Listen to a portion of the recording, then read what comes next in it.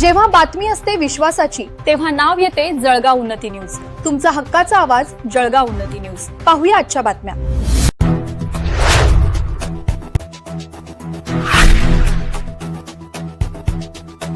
किसान एकता महासंघाच्या उपोषणाची दखल।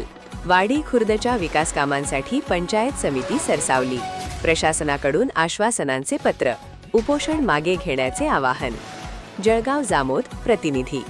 आसलगाव ग्रामपंचायत अंतर्गत येणाऱ्या वाडी खुर्द येथील विविध विकास कामांच्या मागणीसाठी आणि समस्यांच्या निवारणासाठी किसान एकता महासंघ व ग्रामस्थांच्या वतीने पुकारण्यात आलेले उपोषण स्थगित करण्याचे आवाहन पंचायत समिती जळगाव जामोदद्वारे करण्यात आले आहे।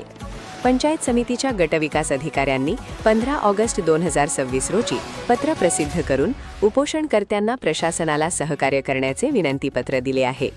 राष्ट्रीय सचिव देवेंद्र सिंग सोमवंशी आणि इतर ग्रामस्थांनी 3 ऑगस्ट 2026 रोजी उपोषणाचा इशारा दिला होता।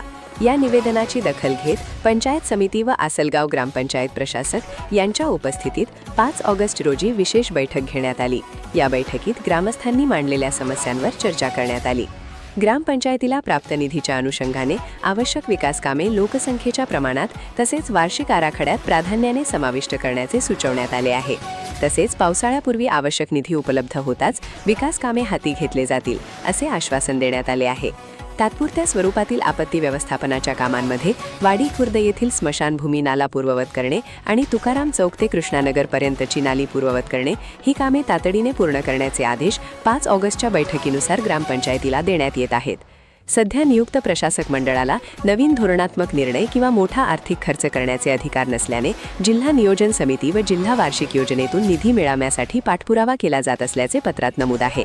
या आश्वासनांच्या पार्श्वभूमीवर उपोषणकर्त्यांनी आपले 14/8/2026 चे उपोषण स्थगित करून सहकार्य करावे असे आवाहन गटविकास अधिकारी पंचायत समिती जळगाव जामोद यांच्या वतीने करण्यात आले आहे।